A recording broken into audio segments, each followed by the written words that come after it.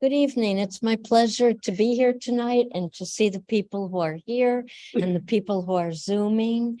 This is our 4th annual Mystery Night, which is a favorite of the Buffalo Corner reading series. It is a favorite of Gunilla Kester's, and unfortunately, Gunilla and Daniel were delayed on their travels home from Sweden. So they are probably somewhere in the sky right now, but they will not be joining us tonight. So as you know, these are recorded. I know that they will be eager to listen to it at a future date, and we're here to have a good time this evening. So I'm going to first introduce Rabbi Alex, who will read one poem, I believe, and then we'll continue from there.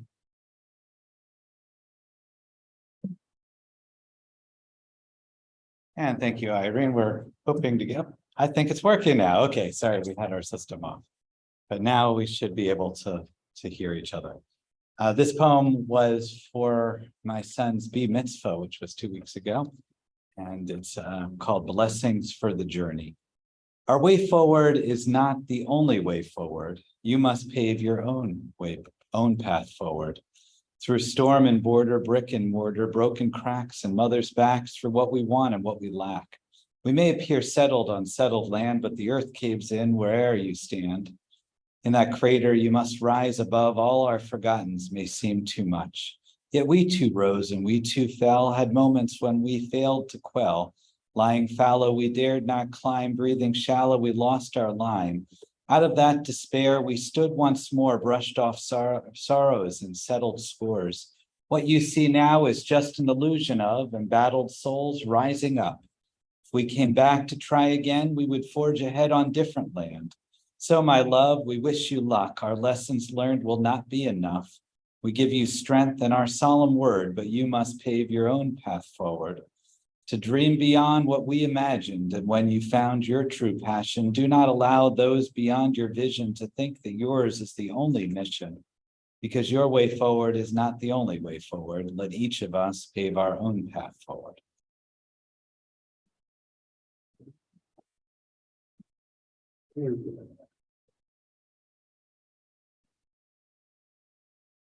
Thank you, Rabbi, for that lovely poem.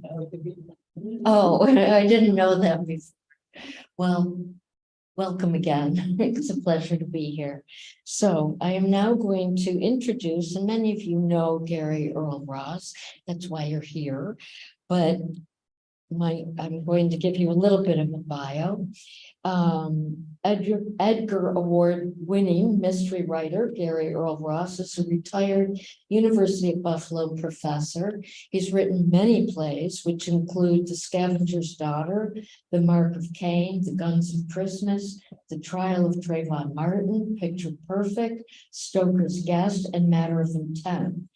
That's not enough.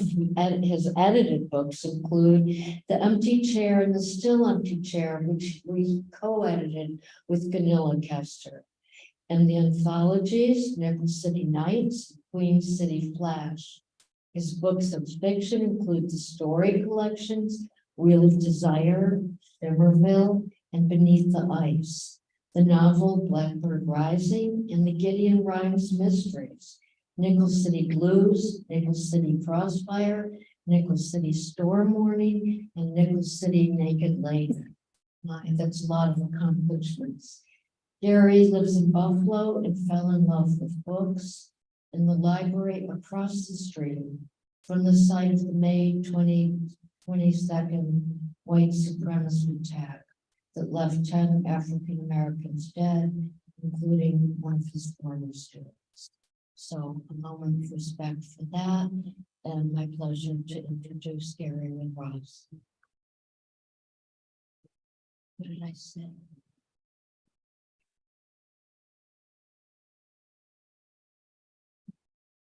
Thank you.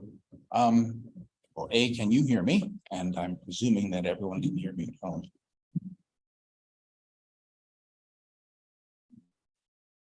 Hello, that's better. Okay.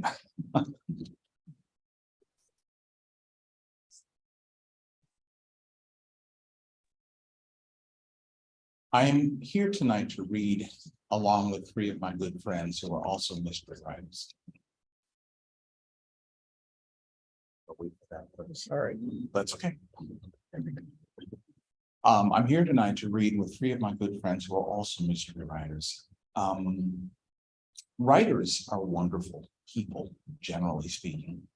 My friend Dwayne might disagree with me on that. He once said, you know, the difference between writers and musicians is you put a bunch of musicians in a room and they'll have a jam session. Put a bunch of writers in a room and they'll kill each other.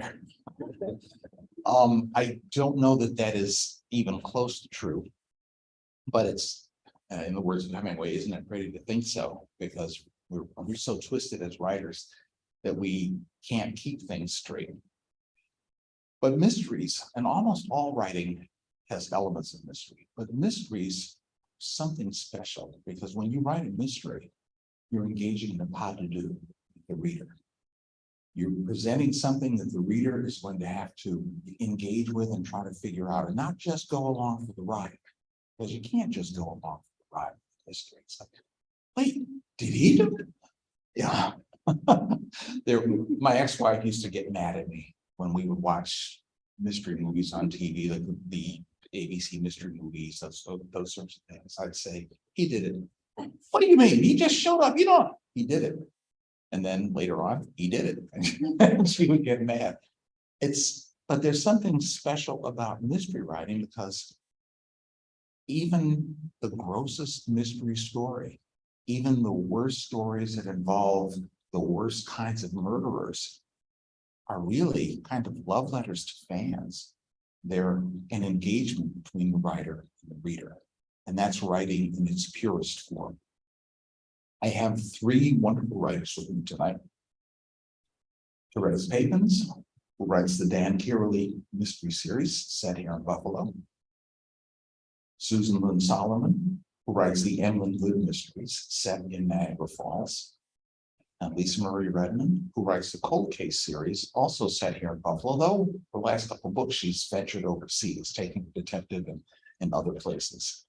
So we're going to entertain you a little, and then afterward, when we're done with the reading, we will all sort of come up and take any questions from the audience present and the audience at home. Okay, Therese, you're on, and you may tell a little bit about yourself if you'd like. I don't have all your bios in my head. So come on up. Thank you, Gary. I want to thank everyone here too, because I've actually read poetry here. And it's wonderful to be here in another capacity. Yeah, I think mystery writing, as Gary mentioned, it has a number of elements we don't often think of. One thing I think of course, is the idea of justice. Is there justice? Is there such a thing that exists? You know, in the traditional mystery story, we do believe in justice, but sometimes there's a question about that. Another thing that I realized just recently is that, you know, if we're writing about detectives, we're also writing about work. You know, work in a different capacity. You know, it's not work that we usually find in novels of, let's say, wealthy, famous people or professors or people who are living a different type of lifestyle. This is work, let's say, a working class person who's a detective. And recently I had the pleasure of speaking to a person who attended one of my readings, and she said, your character, Dan Kiraly, is totally credible. Said all of my relatives were either firemen or police officers. So I felt very positive about that. I did do a lot of research. You know, I went to, actually Buffalo State College has a criminal justice department where I did a lot of research. And I was also researching a great deal of abuse and how that, you know, kind of filters into people's lives. So to begin with, my character, Dan Kiraly, is a Buffalo City detective who is of Hungarian descent. My ethnic background is Latvian. I couldn't have him be Latvian because there aren't that many of us. So I had to have him be ethnic of some sort. And the first novel I'll read a little section from, actually, yeah, I'll read, this is very, very kind of Gary. This is a little blurb that he wrote about my character, Dan Kiraly. Haunted by marital issues left unresolved by the death of his wife, worried that his sister's cancer may be terminal, And caught in the rush of a possible relationship with a colleague, Dan Corelli is in the eye of a human storm when he's faced with the murder of a prominent politician's wife. Is the murder a standalone or is it part of a series? A lean, spare police procedural, tightly told. So I appreciate that from Gary. And I'm going to read a little section of this. So this one is called River Clues. And I'll start with this. So the character Dan Corelli, of like many, has been off for various reasons. Dan felt lighter. He'd shed a lot of the past. He was lucky. He had a clean slate to start work again, though he had suffered what some at the station referred to as a breakdown. He kept his job as a detective in the Buffalo Police Force. The job consisted mostly of waiting for reports and waiting for assignments. That was what Dan was most familiar with, paperwork and dead time. He wasn't expecting his first day back to be any different. A light on the phone flashed. A fisherman found a body on the Niagara River. Dan jumped up from his desk and said to Deke, "Let's go." Deke squeezed his lanky frame into the passenger seat. Who the hell used this car last? A midget? He pushed the seat as far back as he could go. Always complaining, Dan said. Nothing had changed. The fisherman was a small, dark-skinned man, one of the city's more recent inhabitants, a refugee from Burma. Dan approached him. The man shook his head. "No English, my son." His hand shaking, he pointed to the little boy standing behind him. Dan crouched down to talk to the child. "I'm Dan. What's your name?" "Ray. We're fishing." The boy wasn't scared like his father. Dan had no idea what brought them to America, but it couldn't be good. Ray pointed to the body that was pulled up on shore. "Dead?" Dan nodded. The father pulled out a wrinkled piece of paper with his name, address, and social. Dan copied it down and wondered if his grandfather had carried a handwritten document like that when he came over from Hungary and didn't speak English. He walked over to Deke. "We've got to get an interpreter here." Two uniformed men were standing by the ambulance to take away the body. Dan asked them, "Anyone else see this?" Another guy was fishing. "Where is he?" "Gone." As soon as the patrol car showed up, everyone scattered, probably worried about fishing without a license. As if that were the only problem here, Dan shook his head. He approached the body. It was a woman. Long blonde hair covered her face. A dark blue dress was twisted around her legs, peeking out from the mud and river slime. One shoe, high heels. Dan spotted a diamond on her ring finger, bloated from the water and sticking out from under the slime. A robbery gone bad was not likely to be a cause. Questions flooded Dan's mind. A boating accident? A body thrown overboard? Deke came up behind him, looks dressed up. Dan agreed and pointed to the shoe. Not what you'd wear on a typical boat trip or a stroll by the river. A party girl, Deke said. So that goes on. And, I'll read just a very short excerpt from Snow Clues, which was the first of these. And one of the things that I like about the character Dan Corelli is that he's like a normal guy, hopefully, with his problems. So one of the blurbs from a person who wrote a novel in Barcelona, a moving character-driven story of a decent cop investigating the brutal murder of a child while trying at the same time to put his life back together. So this novel is not a simple procedural. It's basically focused on the psychological problems of the detective as he's uncovering the murder itself. So I think for someone who's interested in procedural, I recommend River Clues. And someone who's interested in a more in-depth analysis of crime and the connection between what the detective feels in his own life and what he discovers as he's working through the crime itself, is probably this would be the way to go. So this one is like I said, it's a brutal crime, but I'm not focusing on the gory details of the crime itself. November 15th, Amherst, New York. Linda Jackson put down the telephone and glanced at the kitchen clock. She could never get off the phone when her mother called. It was 4:10. Petey should have been home by now. The school bus dropped him off around 10:02. As soon as she hung up, Linda rushed to the living room to look out the picture window. It was already turning into a snowy winter. The school bus left Petey at the bottom of the driveway, so he had to hike up to the house on the hilltop. Linda's husband complained that he had to shovel and salt extra, but the driveway got icy and Petey was terrified of falling down in front of the kids on the bus. Linda couldn't make out any footprints in the snow. Occasionally, the bus driver got delayed, so Linda wasn't worried, at least not yet. She put milk on the stove to make cocoa. Petey would be cold, and that was his favorite. She put oatmeal cookies on a plate. She drank the remains of her after-lunch coffee already turned to sludge. She stood by the window to wait. Petey was so small, little for his 7 years. She kept waiting for a growth spurt, but it hadn't happened yet. He took after her. Linda was petite and delicate. After 10 minutes, Linda put on her coat and boots to see if the bus had come. At the foot of the drive, she saw wide tire tracks that could have been from the bus, and then tracks in the fresh snow. Her heart started beating faster and faster. There were no more prints to be seen. Petey, she called out into the cold. So this one analyzes that. Okay, so I'm going to leave it here and hope you enjoyed the little brief reading that I've given. Thank you.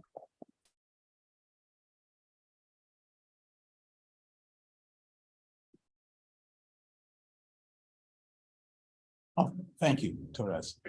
Of all my friends here, I've known Susan the longest. She was in a writing workshop at Just Buffalo that I ran for many years, like 6, 7 years, something like that. And I watched her evolve from a struggling writer to an honest to God mystery writer whose output exceeds mine. So Susan Lynn Solomon. Thank you, Gary. And thank you for that workshop. No, this is where. Oh, good. Thank you for that workshop. I am now the moderator of that workshop.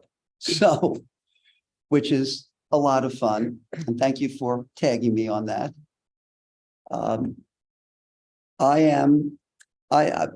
I was growing up, I wasn't a reader. Books frightened me. And sometime when I was around 11 years old or so, my mom gave me a copy of Agatha Christie's Peril at End House. I was hooked. After that, I've read, I think, almost everything Agatha Christie has written, and certainly anything else that I can get my hands on. Reading has become a major part of my life. That's why I think writing has taken over a second place. I moved up to Niagara Falls about 24 years ago now from Long Island. You can tell the accent, everybody can. And I really wasn't doing much serious writing. I had spent years working at Sunstorm Fine Arts, which is an art magazine, quarterly magazine. And I was writing half the articles and designing the pages. Then I moved up here and I started writing, I thought, seriously.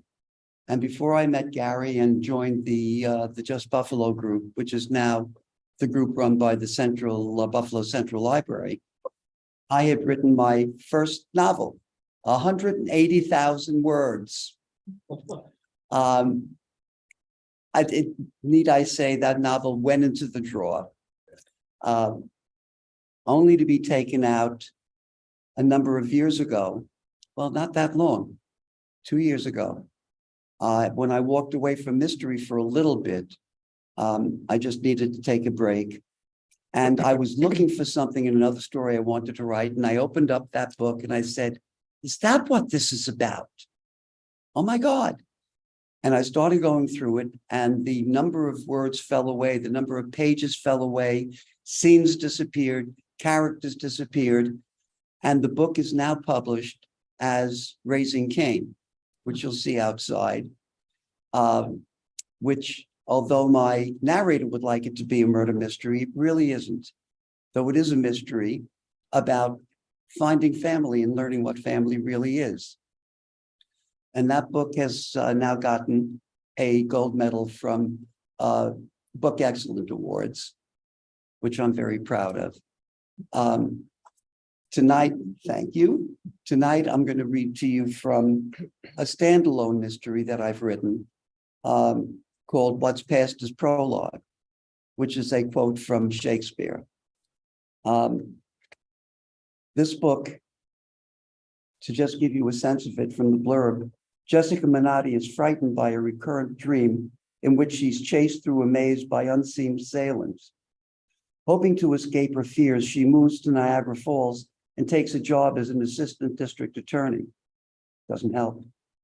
Called by Detective Mulroney to oversee the collection of evidence at a murder scene, Jessica is panicked when she sees an old yellow building, then is startled by old bones dug up and a strange ring in the grave. It's the first time she's seen any of this, yet her instinct is to run from that place. At the same time, though she's just met Mulroney, she feels drawn to him as to someone she's loved for years. Love, fear, where are these feelings coming from? Certainly not from any experience in this life. When she's assigned a case involving drug smugglers, that maze dream and her sense of dread at the crime scene come into focus. Struggling to understand her sense of deja vu leads to a vision of her death in a past life, and maybe her death in this one. And I'll read you the prologue and the first chapter. My eyes snapped open. That dream, again! I sat up blinking. Rays of moonlight crept through my bedroom window blinds and painted a grid on the wall. A maze, almost like the one in my dream. I glanced at the clock radio on my night table. The flashing display told me there had been a power outage. Yawning, I climbed from bed and looked at the watch on my dresser. In the scant light, I saw the minute hand pointing to just past 3:15. I pulled down a slat of the blinds and peered through. A wind gust blew raindrops like shotgun bellets against the window. The weatherman correctly predicted that a thunderstorm would fill the night. Back in bed on the pillows pushed up against the headboard, I tried to recall the first time I'd had this type of dream. Was I 5, 6? Running through an endless maze had haunted my sleep for as long as I could remember. This night I had been lost in an attic among boxes piled almost to the rotting joists running across rafters that groaned above me. In desperation, I searched for a way out. A hand reached for me. That's when I woke up. The maze that haunted my dreams weren't always in an attic. Sometimes I would be lost in the streets of Forest Hills, hearing an automobile engine rev behind me. Panicked, running through a maze of high-rise apartment buildings, I would feel desperate to find safety in the one place in which my Aunt Eleanor lived. Other times I would be in endless tunnels below some street. I sighed and thumbed away tears from the corners of my eyes. There were so many other times I'd had this type of dream, too many of them. I'd hoped that my move from Long Island to Niagara Falls would leave those dreams behind in the trash, like so many unwanted pieces of my past. I leaned over, turned on the bedside lamp, and picked up the book I'd been reading. Fear that I would return to the maze caused the muscles in my legs to twitch and left me unable to fall back asleep. Chapter 1, A New Home. 3 months ago, I had seen an ad in the Law Journal. The Niagara Falls District Attorney was seeking candidates for a junior prosecutor position. Just past my 30th birthday, I felt dead-ended in the large Nassau County DA's office, so I sent my resume. After 2 trips to Western New York for interviews, I packed cartons with a few things that mattered to me and moved from my small apartment to a rented townhouse half a mile from Niagara Falls Air Base. Within a week, I had settled comfortably into both my new home and my new job, until that night when a maze dream shattered my sleep. In the morning, weary, I climbed from bed. At 6:30 on June 1st, the sun shone bright through my window. Barefoot, wrapped in my flowered linen robe, I grasped the handrail to keep from tottering and stumbled downstairs to the kitchen. I put up coffee, double strength, then stumbled back upstairs to dress for work in a black pencil skirt, a pink tank top under my black Meredith boiled merino jacket, and 2-inch heels. Though a Saturday, as the newest member of the District Attorney Meyer's staff, I was scheduled to be at the office to prepare court filings that would be needed on Monday. I would also be on call in the event police officers wanted an assistant DA at a crime scene. With the Seneca Niagara Resort and Casino raking in money 24/7, crime scenes happen more frequently than the Buffalo Niagara Tourist Board cared to admit. At 9 o'clock on a weekend morning, the drive to Niagara Falls Municipal Building on Main Street took only 15 minutes. I parked in the nearby lot next to the 3-story tan structure with broad high windows. As I walked through the front doors, I nodded to the cop on duty and showed him my ID. Even on a weekend, those of us working there had to be double checked. After passing through security, yawning and moving rather slowly, I climbed the stairs to the 3rd floor. I could have taken the elevator, but the stairs were the only physical exercise I expected to get that day. Our section of the building had offices for the DA and his first and second assistants. Most of the rest of us sat in cubicles. A short-haired, middle-aged brunette sat behind the desk between my cubicle and the office of Chuck Waits, the second assistant DA. I stopped next to her. Yawning again, I said, "Morning, Darla. Anything urgent going on?" She smiled up at me. "A late night, Jess?" I shook my head. "I thought you were having dinner with Chuck last night." My relationship with Chuck Waits had begun on my first day in the office. He had been assigned to introduce me to other attorneys and assistants and to summarize the cases being worked on. In other words, it was he who'd show me the ropes. He took me to lunch that day and to the China Garden buffet for dinner after work the next evening, showing me the ropes. Yeah, right. Within weeks, he had those ropes wound around me. I can only blame the loneliness of a new city for letting him do that. "Chuck had to cancel last night," I said. "His mother called. She's having a difficult time with his sister." Darla rolled her eyes. "Again?" In small ways, she had shown me the little regard she had for Chuck Waits. She apparently thought my dating him was a mistake. I had begun to have the same thought. I shrugged. "That's what he said." Shaking her head, she handed me a manila folder. "This is the motion filed by the lawyer for those 2 men that broke into a house on Independence Avenue. The lawyer wants to quash the drugs found on them." Writing a response to that motion would get my mind off the thieving dream that had stolen my sleep last night. Still next to Darla's desk, I opened the thin file and thumbed through it. "Who are the officers that made the arrest? I don't see their names here." She reached toward the file. "That should be in the arrest report." I shuffled the pages. "It's not in the file. Damn it, Chuck and I need that report for the hearing on the motion." Her eyes narrowed. She said, "You and Chuck? I'm his second chair." She leaned back, arms folded across her chest. "I thought Amy Barr was his second." Feeling my face grow warm, I glanced down at my shoes. "Chuck said he asked Mr. Meyer to let me work on this case with him." "Oh?" Her voice swept upwards. I felt my blush deepen. "Okay, then," she said. "I'll check Chuck's desk, see if he put the officer's report in another file." I carried the manila folder to my cubicle, pushed a half a dozen other files, and turned on my computer. As I typed the heading to our response, Darla came out of Chuck's office. Looking a bit confused, she said, "I don't understand this.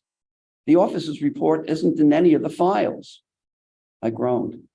I couldn't respond to the motion without knowing the details of the arrest, and I couldn't begin to get those details without the report. Even then, I would need to speak with the officers to confirm that they had probable cause for the stop and frisk of the accused men. I couldn't do that without knowing who the officers were. Damn it, we had a hearing on the defense motion scheduled for 10 o'clock Monday morning. If I didn't have our response by then, the judge would grant the motion and those guys would walk. Chuck was second assistant to the DA, and I was low woman on the totem pole. So when reporters came asking questions about why those druggies went free, Mr. Myers would point his finger at me. I might even get fired. Not a nightmare this time. I felt as if I were running through a reality maze.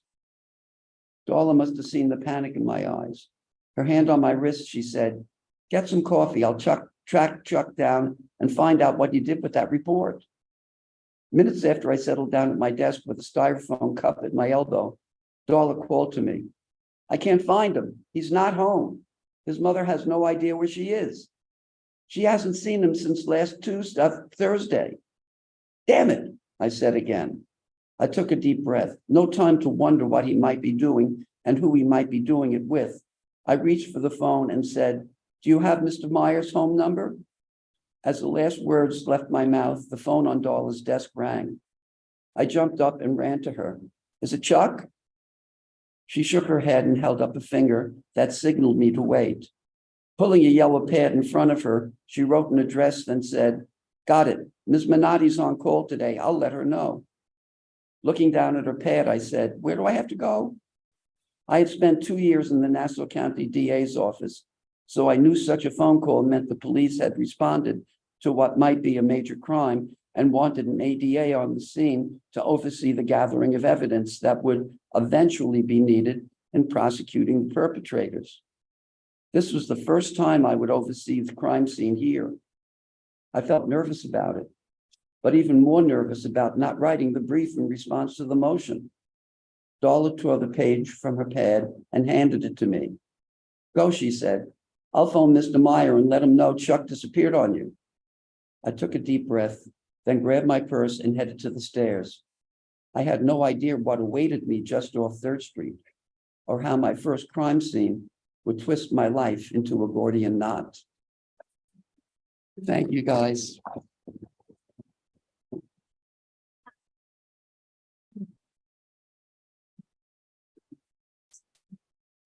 See what I mean about the positive? Lisa Marie Redmond and I first met some years ago when we both had stories published in the Akashic Press anthology, Buffalo Noir. There was a launch for the book and a reading. And I semi-adopted her. She's a little older than my son, my police officer son, but they have so many things in common. And David ultimately became one of the inspirations for my character, Gideon Rhymes. And they know what police procedure is. I don't write procedurals because I would screw it up. But Lisa is a wonderful writer and a good friend. Lisa?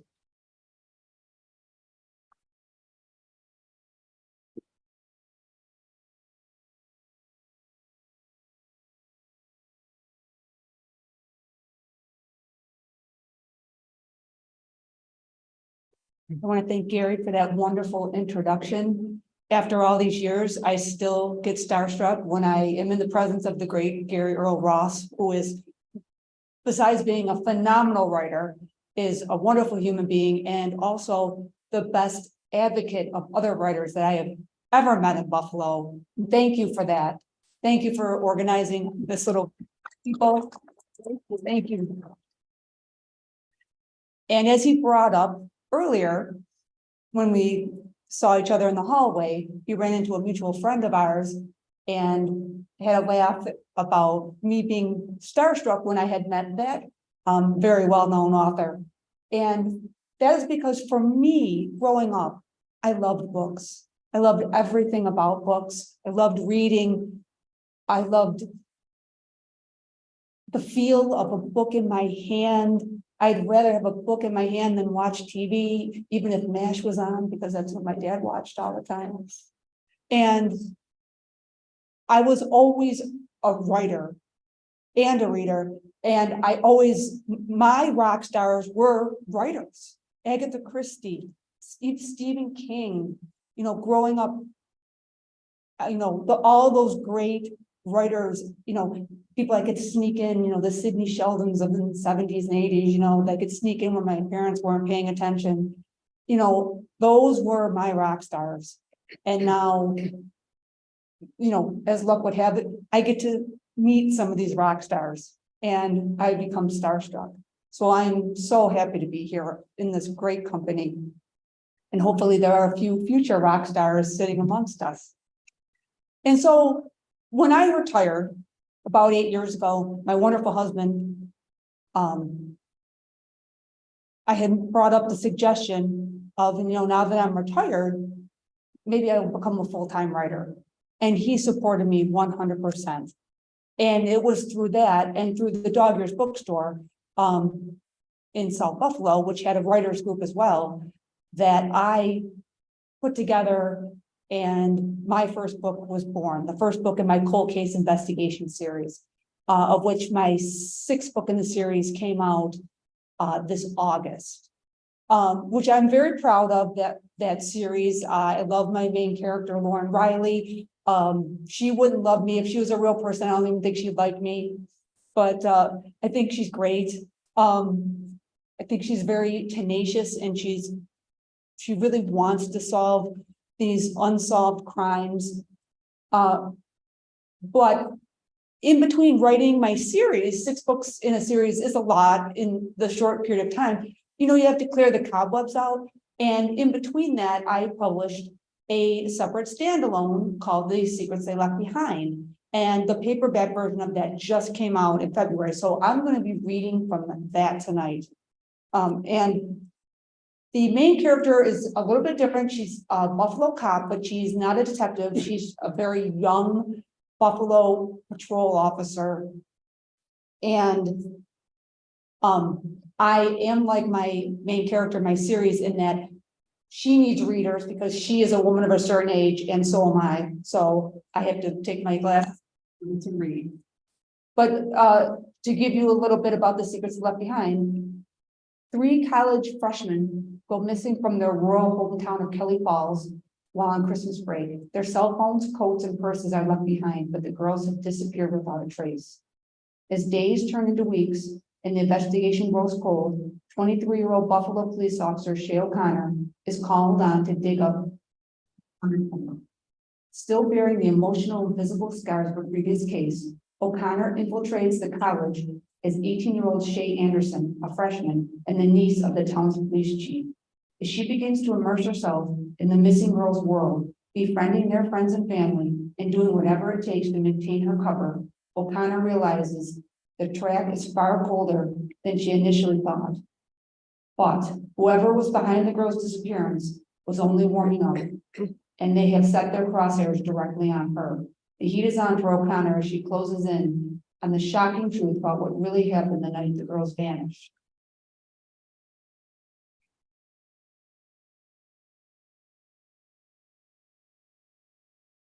Wednesday, December 28th, 2016, Christmas break. Skylar slammed the front door behind them as they rushed in against the biting winter wind. The 3 girls kicked their boots off in unison, scattering snow around the hallway. It immediately began to melt and sink into the carpet, leaving deep splotches in the plush pile. The house was dark but warm and silent as the girls stripped off their winter coats and hats. Their escape complete, they stood in the hallway, soaking the remaining melting snow into their socks, holding their outerwear, looking at each other. Olivia was the first one to speak. This is bad. The hallway led directly to the formal living room, with its couch no one ever sat on, and its chairs that had to be dusted. Skylar threw her coat on the far end of the show couch, and her 2 friends followed suit, piling theirs on top. Olivia pulled her cell phone from her purse and checked it. No new messages. She needed to think. The grandfather clock in the corner bonged loudly. They didn't have much time before her parents came home. Skylar went over to the pristine, less than state-of-art entertainment center that never got used and clicked on the television. Her wild blonde hair was matted to her head from her knit hat that now lay limply on the pile. She hated that hat, but it was freezing out and there was no way around not wearing one if you wanted to keep your ears. Remote in hand, she stared at the flat screen and clicked through the channels. With the other hand, she spun the daisy wheel on the old-fashioned iPod Nano, tucked into the docking station, looking for a song.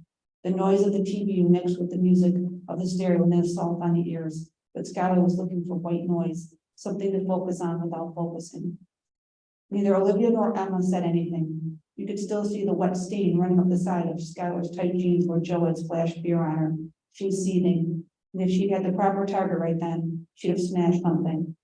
Emma sat down on the overstuffed floral armchair and cradled her head in her hands and asked, "Now what?" "Look, I'll take care of it, okay?" Skylar snapped. She was frantically texting something, eyes locked on her cell screen. Emma fell silent, staring at Skylar's stocking feet, falling into a position of defeat. Olivia's cell only had one bar left. I'm calling Kayla. She's not answering any of my texts. She doesn't even know what's going on. She dumped the cell into her purse and jumped up, going into the kitchen to use the old-fashioned landline. Skylar turned from the entertainment center, eyes rimmed with red. She watched Emma's blank expression, getting more and more agitated by the minute. She wanted to scream at her. She wanted to kill Joe. She wanted to go home. But things had to get fixed, and she was the only one of them who knew what to do. For once, she had to be the responsible one. Olivia came back into the living room. What'd you tell her? Skylar demanded. Nothing. I just wanted to know, I wanted her to know why we left. She said Joe carried on for a while and then she went home. She was just walking in when I called. She asked what happened. I told her that I didn't want to get into it again. Again? You know what I mean. Olivia tried to hold on to the fact that they would all be back in school once winter break was over. Except maybe Skylar. Olivia could do without this whole mess. She thought she'd miss this town when she went away for her freshman year. Now she wished she'd never come back. Nothing ever changed. And now she knew there was a whole big world out there and she could walk away from Kelly's Falls and never come back. But that had been her plan all along, right? The sound of a car pulling into the driveway and made all three of them swing their heads towards the front picture window. There was a tense silence as the car idled in the driveway. The headlights were mirrored in Emma's eyes. Olivia swallowed hard and said, "Someone's here." Thank you.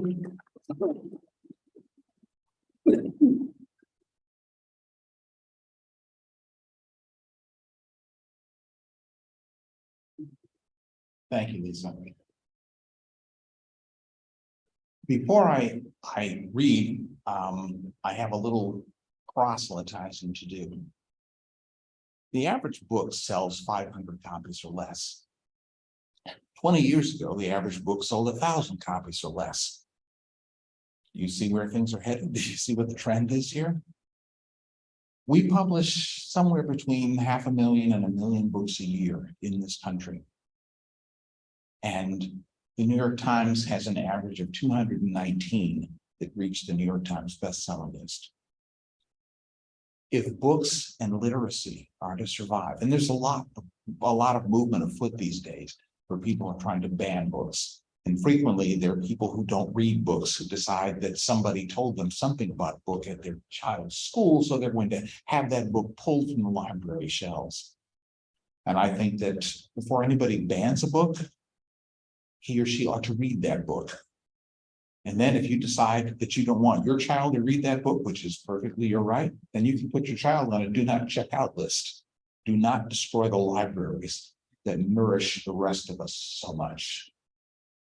Okay, politicking done.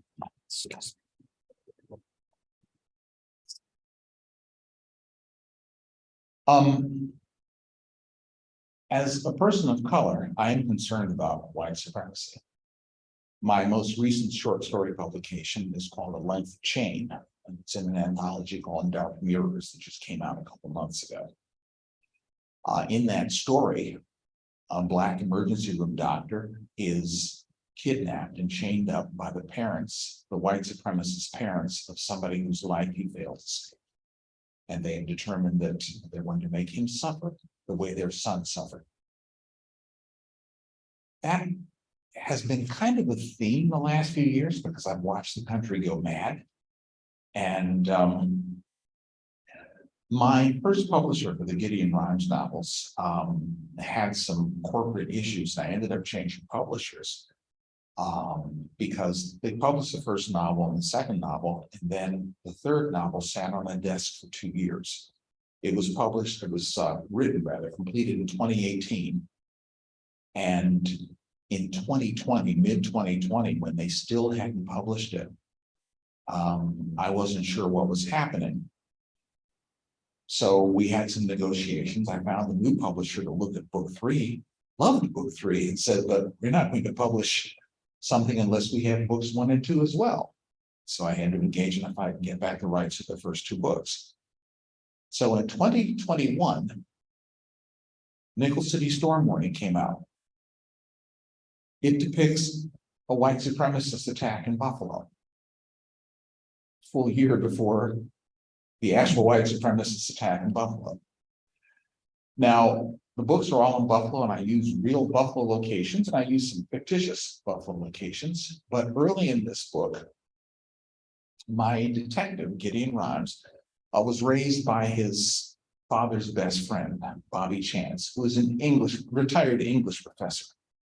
And all my characters have a sliver of me somewhere. And Bobby is sort of a blend between things that I would do and my late cousin Bobby, who was 7 months older than I, more like an older brother, and who always gave me wonderful advice. So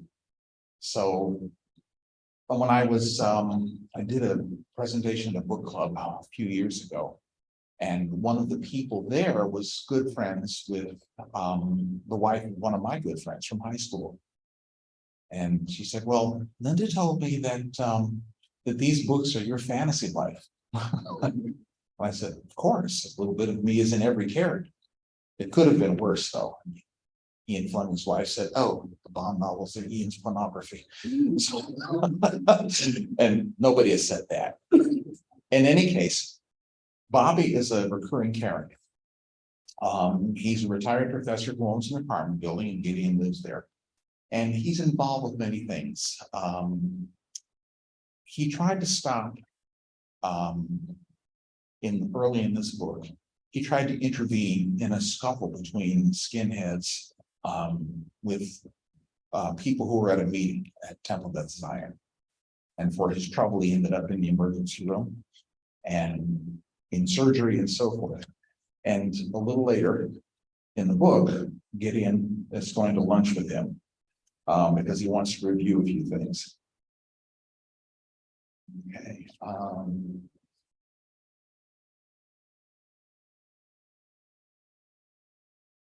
He presents a new will. I read the first few lines, more or less identical to the will I already had at home in my Firebird document lockbox. Then I looked at Bobby and swallowed. With my parents and his wife Evelyn long dead, along with friends and comrades in arms, I was no stranger to death's theft of loved ones. But in the absence of the others, Bobby was a constant in my life, in my grasp of reality, an anchor who long ago had begun to seem eternal. That he felt his mortality now sparked an anger I had not expected. Not at him, but at the skinheads who reminded him he was going to die.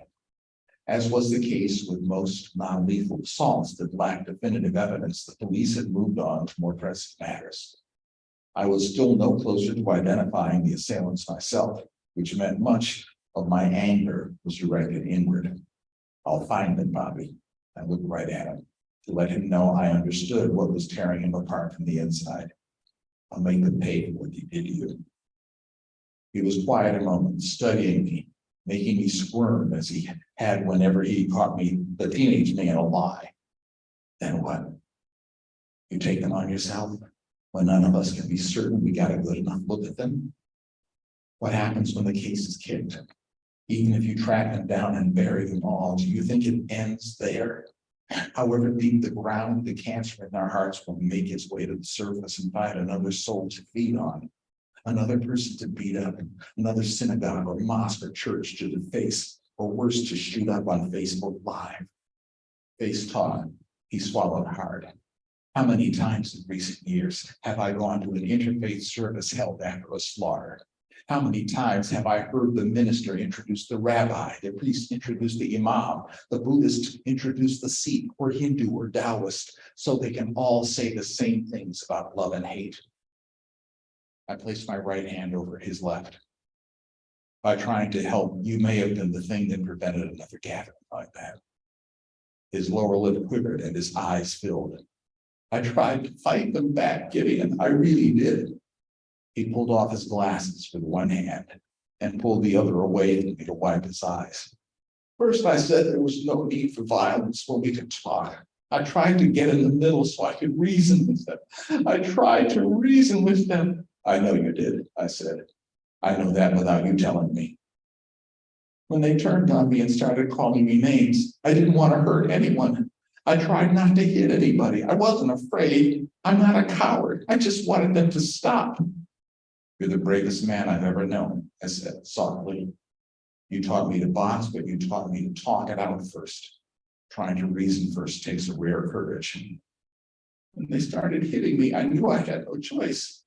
He was crying harder now, struggling to keep his volume low and angling his face toward the window so others in the restaurant would neither see nor hear him.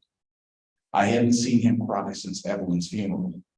The sight was so disconcerting, I wanted to stand and embrace him. But that would draw more attention to him. I waited, as I knew he would want me to.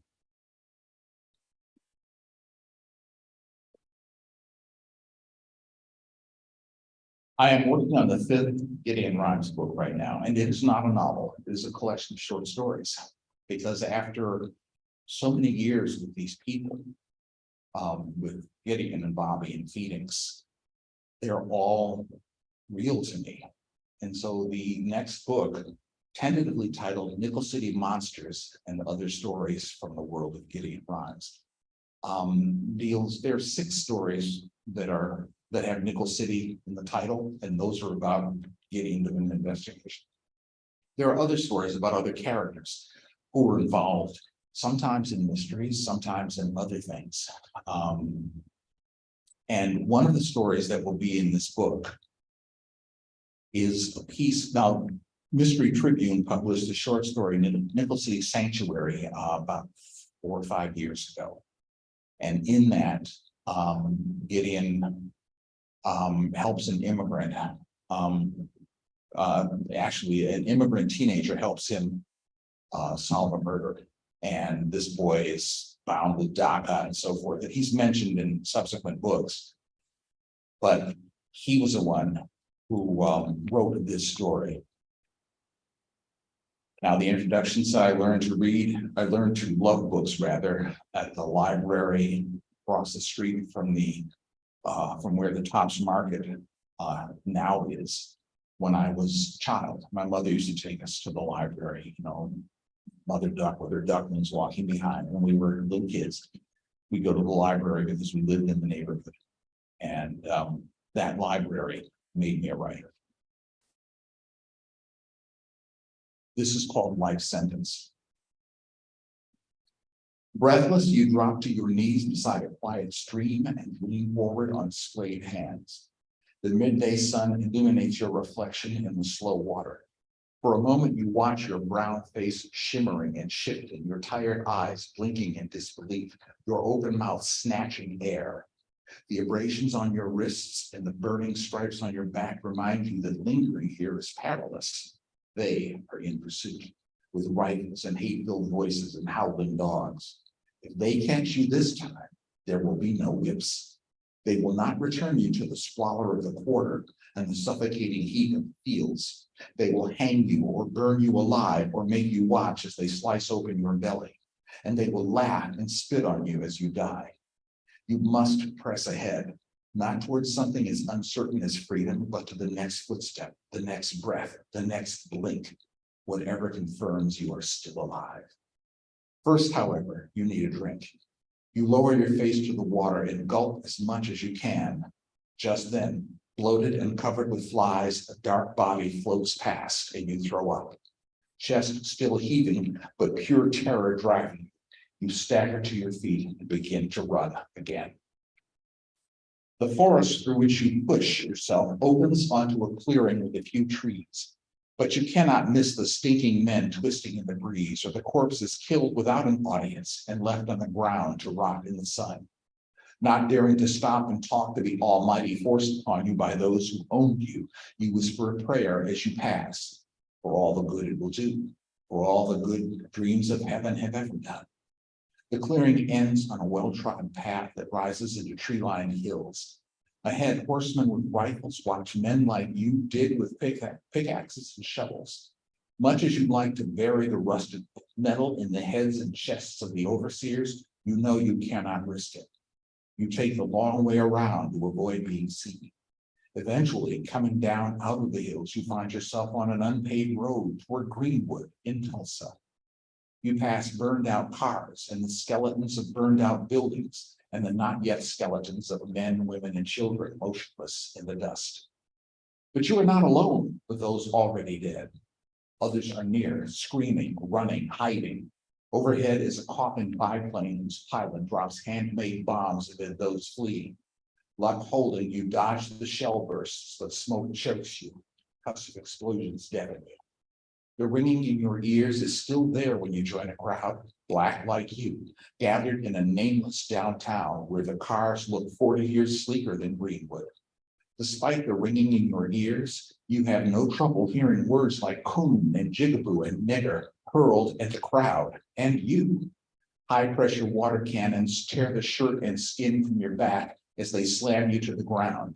Nightsticks pound your shoulders and head, but scar tissue left by long ago whips makes these new blows almost feel like tickles. Or maybe you are so used to pain it doesn't matter anymore. You keep crawling forward beneath the broad white arch of a bridge until a knee presses against your neck, forcing your face to scrape pavement. Somehow you wriggle free, scramble to your feet, and take off again. For a time, it feels as if no one can catch you. You slow to a trot, realizing your hunger is now overwhelming. But you see a market ahead where you will find food. Then you're inside amid the lights and laughter and camaraderie of shoppers, part of a daily routine that's both comfortable and comforting. You are in the produce aisle when the shooting starts. A strangely familiar figure raises a rifle in your direction. You have no time to understand, but your terror peaks and you raise a defensive arm as he pulls the trigger. You are jerked from blackness by countless hands, by a hypodermic sliding into your arm, by wires detached from leads glued to your skin, by the removal of the headset that covers your eyes. You find yourself strapped to a table and gaze overhead at the mirror someone has fixed above you. You see your face, pale almost to the point of translucence and drawn from all the running, but unmistakably yours, still enraged, still young, still white, thank God. But your relief is short-lived as realization floods into you. Tomorrow, this will all begin again. You will be dragged kicking and cursing from your cell, drugged and buckled down as wires are reattached to your sensory centers. Then the VR helmet will be lowered and locked. Your last thought before being forced into another world, another series of bodies not your own, will be that maybe the needle nap would have been better than the plea deal that gave you reality-enhanced life without parole. As always, however, the thought will be brief. When your eyes open, your senses and virtual memories will kick in. Then you will run. Thank you.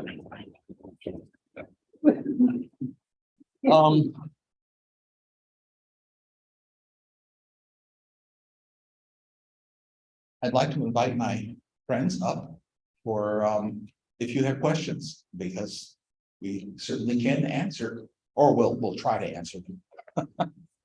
Well, we'll tell a few lies. Well, writers are inherently liars. What we do for a living. Yes. Are there any questions, and to whom? And I'll repeat the question so people at home can hear it, and then the writer to whom it is directed can answer. Yes. I'm writing. I have two books, Mhm. independent. I was looking for an agent. But it won't take you if you're independent. So, Agency is a hard thing to deal with. Again, there are 5 major publishing companies right now. They have a lot of imprints, but there are 5. They handle most of the books that are the big markets. I had 2 agents for many years. I had an agent who marketed my fiction and an agent who marketed plays.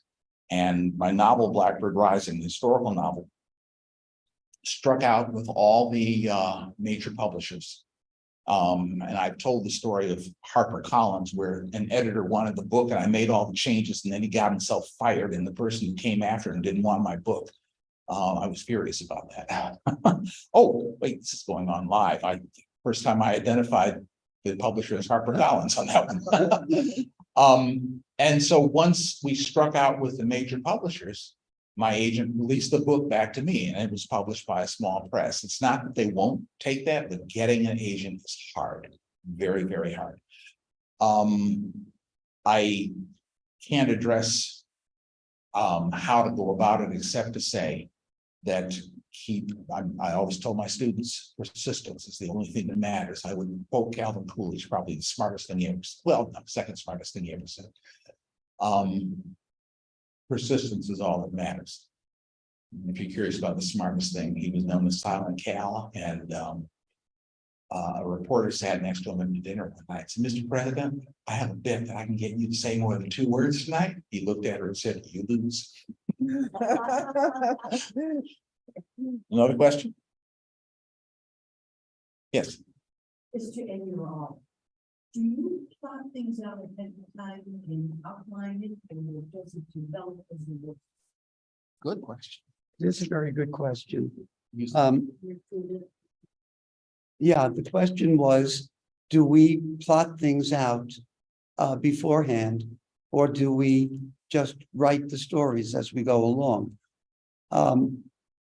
For God, as I was beginning to write, I would make complete outlines. And I found that if my characters were coming alive, then at least halfway through the book, the outline just could get burnt or torn or thrown away, because my characters at that point were telling me, "What's wrong with you, Susan? I wouldn't say that. Come on, do you think I would do something like that?" So these days, I get a basic idea of the story I want to tell.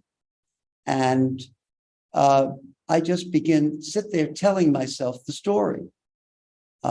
If it continues to flow, if the characters are alive for me, then I continue to work on it.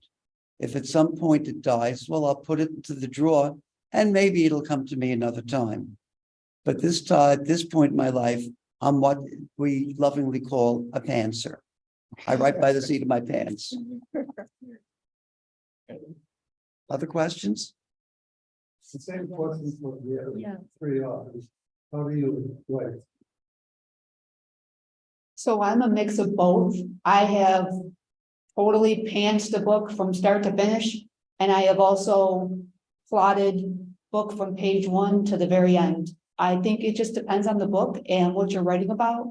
And for me, a lot of that depends on how much research needs to be done for the book, because it's a lot harder to go by the seat of your pants if there's a specific thing that you're writing about. Like one of my books deals with art theft, which I didn't have a lot of real world experience with, and I had to do a lot of research into that, so I couldn't pants that one out as much as I had to plot it out with my research. So a lot of it depends on the book, but I do both.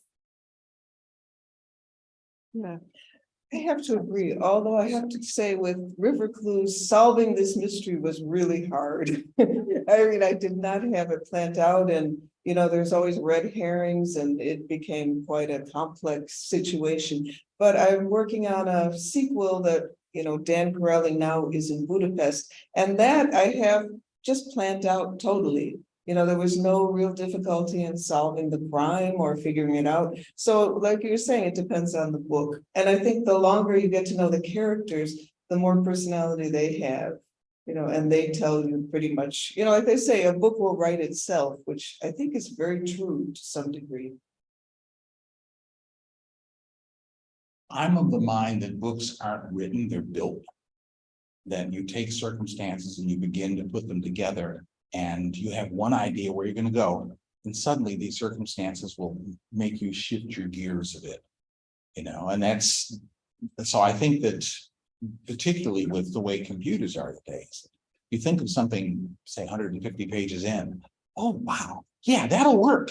But then you have to go back to page 32, you make a few changes so that what's on page 150 will make sense. So I do think books are built bit by bit, brick by brick, and that means we're doing a little of both all the time. We're planning something. I mean, I don't know. I don't think I've ever changed the actual killer.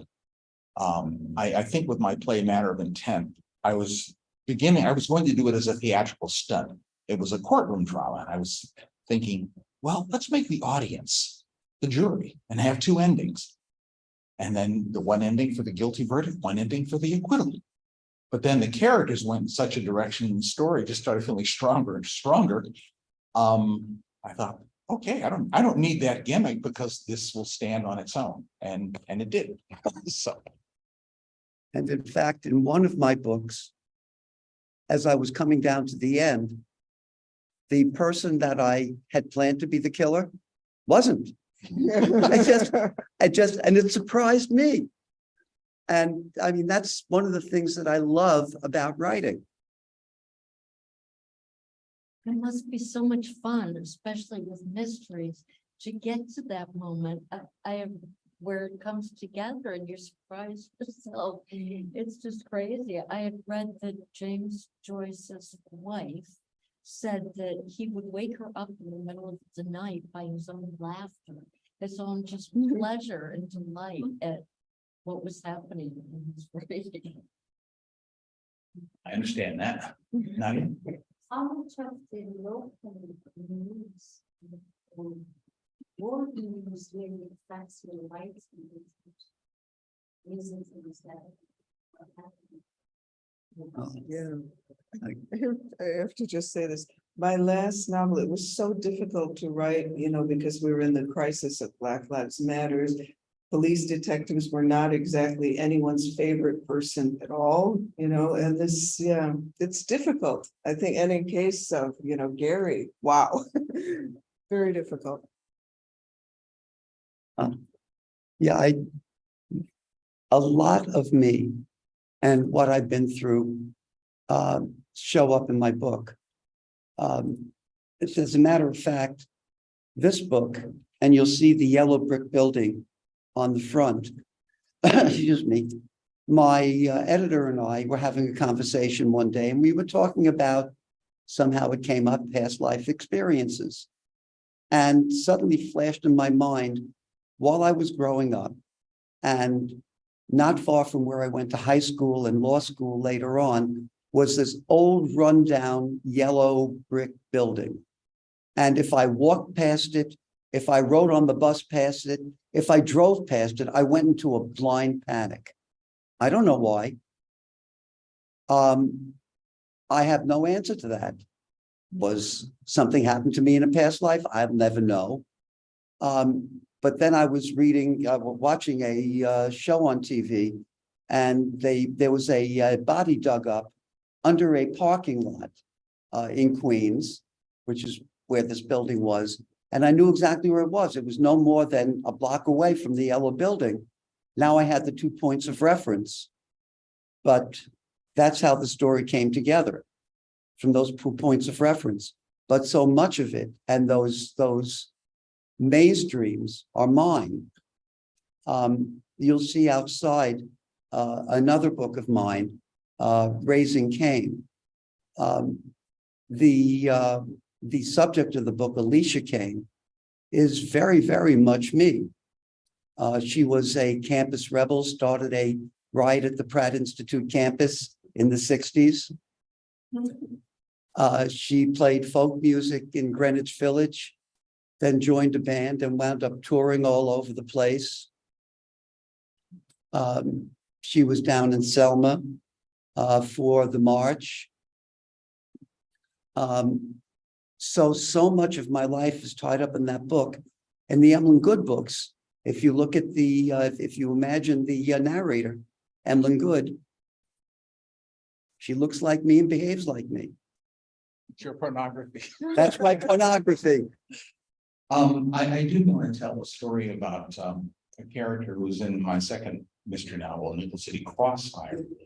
There was a woman who for many years was on the streets of Buffalo begging.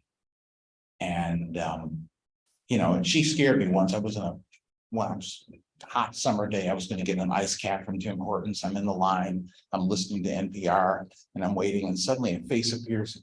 Whoa! Scared me no end. And scared me in such a way that I hit the gas and moved forward because there was a gap. I didn't know what was happening. I saw her all over Buffalo begging. And this was many, many years ago, and I mentioned it in a class one day, and one of my students said, I know who she is. Her name is Claire. She used to be a medical doctor. And she got strung out on drugs, which for me was like a sad story. So I put a character who was like that in the second book, Nickel City Crossfire, somebody who, because that's kind of about the opioid epidemic. And so I put a character there inspired by her. And I think before the book was published, maybe after, but I think before, my friend Gary Wolf was an artist. His wife Linda was the one who said that this was my fantasy life. Gary is a well-known artist. We went to high school together. He did a series of paintings about homelessness in Buffalo. And I wrote an introduction to the book that collects all these paintings. And I was at a presentation with him and mentioned that particular person, and somebody said, oh yes, Claire died. And I felt the sadness about that because the loss of life was bad enough, but the loss of life before the loss of life was horrible. You're all over your books. You know what? Yes and no.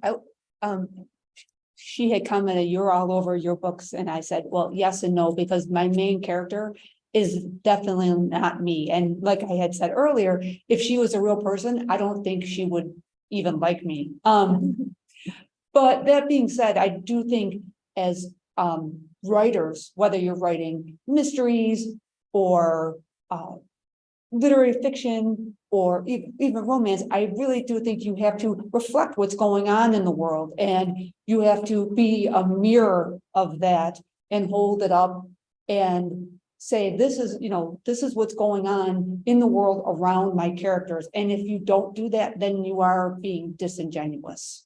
I feel like you can't get around that. Otherwise, your books just won't ring true with your audience at all. And then they won't buy into it. If you're writing contemporary fiction.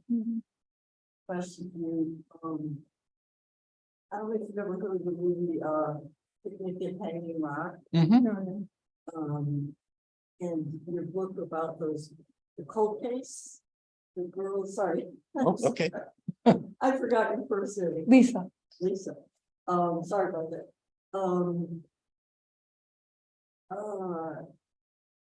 I know that, the main movie about that really did happen. These girls disappeared. They were all in school together, I think, and they went, it was earlier in the century or whatever, and they went to, this oceanside or lakeside, it was in the rock, and it was never, they disappeared, and it was never solved. So I was surprised, but, I worked at a movie theater that showed that back in the day, and I never saw the movie, but I know the movie doesn't solve it. And so it was interesting because what you read, I don't know if that's the opening of the book, but you're actually describing, like, I'm wondering how far does that description go of what actually happened to those young people? Well, I'm sorry to say I've never heard of that movie, Oh, that's okay. I mean, it's just the idea that but they're not just talked about. We're actually watching them. But unfortunately, no, and this doesn't go for me, but for everyone standing up here, anything that we can come up with has happened to someone somewhere at some time. And that is the absolute horrible truth, you can't help. If you're writing crime fiction, something similar somewhere has happened at some time. Yeah, and actually, I'm not emphasizing that it was remote, that, I'm not saying you based it on that or anything. It was just that in that movie, one doesn't learn, I don't think, much at all. And yours, was that the beginning or near the beginning? That was the very beginning. So Yes. it's opening with them. I don't know how far you take it, but I'm guessing it's not solved right that, No. The character has to come along when it's a cold case. So that was different to see, like, oh, we're actually there with them. We're gonna get some clues, and then of course we're gonna be left hanging, until the,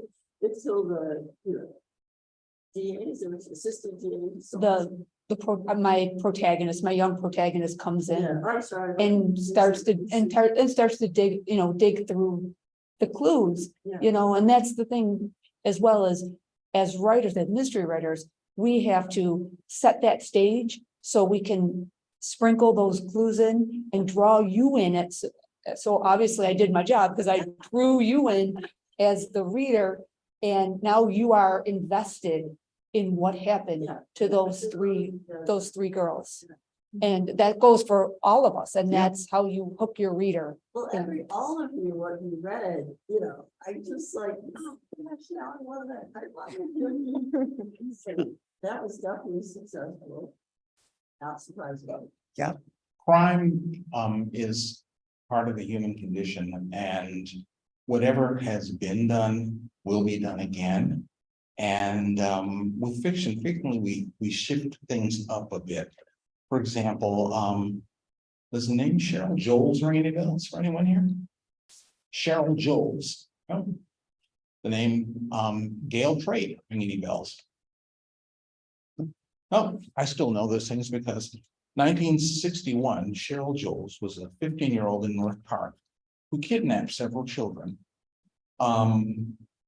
And tied them up, threatened to kill them, and let them go. But once she drowned in Delaware Park Lake. She ended up being declared unfit for trial. And went to a mental institution.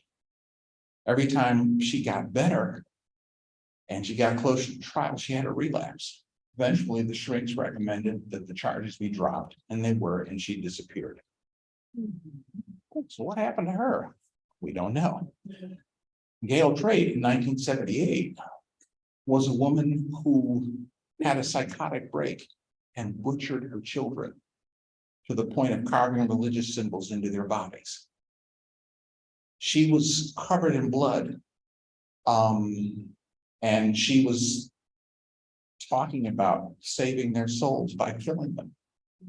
She was found competent to stand trial. And so I've taken those two cases and the novella that is going to be the final piece in the book I'm writing, and I'm working on that novella now, drags up those cases, switches them around, changes the name, changes the circumstances, so that true crime will inspire fictitious crime. My play Matter of Intent, about the day work girl murdering or being accused of murdering her employee. That's inspired by the Papon sisters murder case in Le Mans, France, 1933, where there were two sisters, one mentally ill, one developmentally delayed, who murdered their mistress and their mistress's child. And then were found curled up together naked in bed in their attic room later. And they became a cause célèbre against the death penalty in France. Well, I thought, oh, interesting thing. So I shifted it to Buffalo in 1960 and made a new story out of it. Interesting. You had a question? Yeah, this is kind of more your opinion as writers.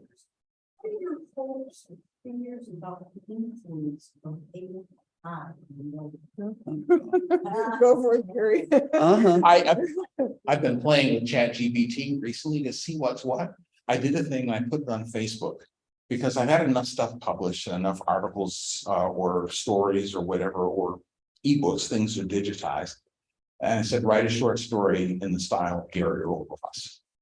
Damned if the thing didn't begin immediately printing something out, and it mimicked my sentence structure. Didn't mimic the depth of my characters. I like to think they're deeper than that, but it mimicked my sentence structure. And so I belong to Mystery Writers of America. I'm on the board of the New York chapter. I belong to Crime Writers of Color, and I recently attended CrimeCon, a mystery conference in Connecticut. Plus, I'm a member of the Dramatists Guild and International Thriller Writers. And every group I'm a member of has had discussions or email threads that have to do with AI.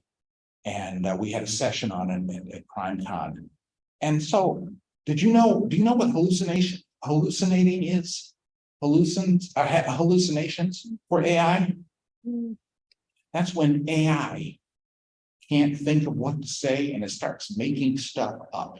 Yeah. I didn't realize there was such a thing until an IT expert at CrimeCon talked about it. So, you know, cheeky monkey that I am, and that's the expression that a German photographer used when he won a world prize with an AI created picture, and he turned it down because he wanted to see what would happen. He said, I just thought I'd be a cheeky monkey that I am. I asked ChatGPT recently to tell me about Gary Earl Ross. You know, I was born in 1947, not 1951, the way my parents told me. Somewhere in there, I wrote a novel called Wheelchair Man. I don't know what it's about, but it's a great title. Yeah, we'll have to write it. Yeah. And so ChatGPT, when it said his work is often concerned with matters of race and social justice. Well, yeah, my work is concerned with that. But once it got past that, it started making stuff up that was amazing to see. And I thought, okay, this is what hallucination is. I'm not sure where we're headed with all that, but just so you know, if you write and you have a contract with a publisher, if you use AI in your work, you are violating the clause of your contract that says you're sole creator, because you're not. What AI produces cannot be copyrighted because it's not done by a human. So caveat emptor. I will admit to being somewhat paranoid, Yes. having worked for some very large corporations in my lifetime. I can project within 10 or 15 years, as AI becomes more and more sophisticated, that the major publishers and a lot of the minor publishers aren't going to need the authors anymore. They will feed a plot idea into AI. AI will print it out, and the publisher doesn't have to pay royalties. They'll hire an editor or two that can sit around at $10 an hour, and they'll make lots and lots of money. And we'll be out on the street like that old lady. Yeah, I agree totally. All you have to do is look and see what industries have we lost since, internet and since the computer revolution. We've lost so many things, travel agents, now we've lost bookstores, which is really a tragedy. I mean, it's just one more step, newspapers, it's one more step. I'm convinced. But I'm hoping that readers, just like the parents voting on the stuff, maybe because of the library, and, these moms for liberty and all that. Well, so I'm hoping that they'll come through, just like the parents did, and show like, no, we don't, we're not gonna talk with that. And, how good can the writing be? It It's getting better. poked up by a decent editor Yeah, it's getting better. from the starting place. I've read Ace Atkins, who's no longer gonna do it, but he's been doing Spencer. Robert D. Parker Spencer series. Bad job, but as soon as I saw like him and me were sitting in a bar, I was like, Spencer would never say that. He would laugh at someone for having a bad grammar. So, even that person who is a mystery writer couldn't quite live up to Robert D. Parker. That style. Well, It takes time. listen, I would love to do Parker. That's, No, well, maybe we Continue, continue someone and now, then- now that he's not gonna do it. well, the estate has to choose them. And since Joan Parker passed away and she would have been close as their children, are managing everything now. And I don't know that they're managing things well. I mean, they did that awful Netflix movie, Spencer Confidential, with Mark Wahlberg as Spencer. If you know the Spencer series, it was like trying to fire a BB from a cannon. It was just so wrong. So. Well, this is for the tall people. Yeah. I just want to thank everybody. I think that we should begin to wrap this up. This conversation could go on and on and on. Yes. And hopefully it will in other venues. But what an array of powerful, intriguing, thought-provoking stories we've heard. So there are books for sale. I know that we're not a big audience in person, unfortunately, as far as that goes, but we're all so grateful that you were here to entertain and amuse and make us question. And I just want to say that our next month will be, I'm looking at my notes because it's not the night that it will be Thursday, June 22nd, not a 15th, Thursday, June 22nd. And we will be in the same format. We'll be hosting Sherry Robbins, who's a wonderful, well-known, well-respected Western New York teacher and poet. And along with her, Bert Fryman will be reading from his new book, The Darker Shades of Night.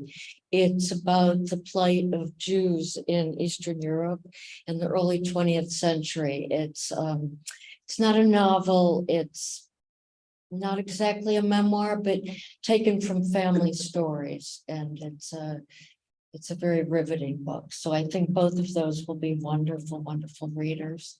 Thank you to Temple Shir Shalom. Thank you to Joanne for taking over and fulfilling so many roles tonight. Thank you all for being here. Hope to see you next month.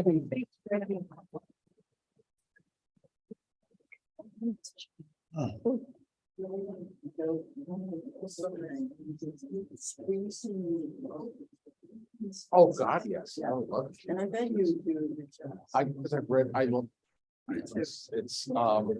I feel like, I mean, and I can get into it until, even though I lived in Boston, I remember seeing Harvey Park was, I think they were heading over to Roosevelt. But Yeah. thinking about this TV series, anything, and so I have to.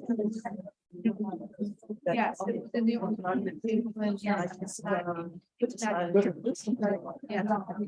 Oh, no, I love Spencer books. Spencer is one of my inspirations for doing private eye. Yeah, I want to get out to the books in case. Of course. I was gonna say, yes, to me, like. What's this? Sounds so. Yeah, of all the people, I mean, that's not what. Just because it has to depress us. Oh, no, I think he changed the focus and he did it. Yes. And I think Joe Mantegna was. Spencer. So I paid. $22. No, Joe, the festival was, Yeah. No, it's a good show. but it wasn't so much. No, that was Robert Urich. Thank you. And he did a good job on the TV show. Changes they made and Parker should be a lot. I'm a full time. Yeah, then they said. So I'm not.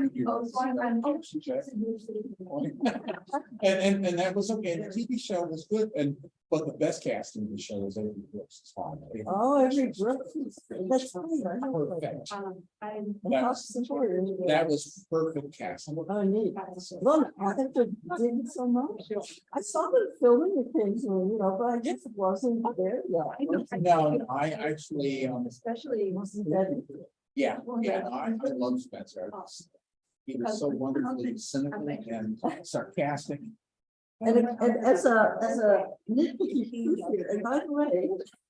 Speaking of which, and I've been a professional booker too. I was told I was very. I was always told, no, it's not. But if I did. I found, I read a piece of I got a book yesterday. Which one? The one, the police, Yeah. police flag. Oh, yeah, okay, there'll be errors in that one. Yeah, it's like the first name. Talking about The second because I'm story, I was like, thinking that, her, they need her. But, there are a few. I can. I know, I'm not even gonna, I'm not even gonna go there because I know it's gonna get done. I didn't think. I really ran. Really? Yeah, so that. Oh, my God. You know, nothing. But thank you. Well, Yeah, well, that definitely helps. No, that's an issue. No,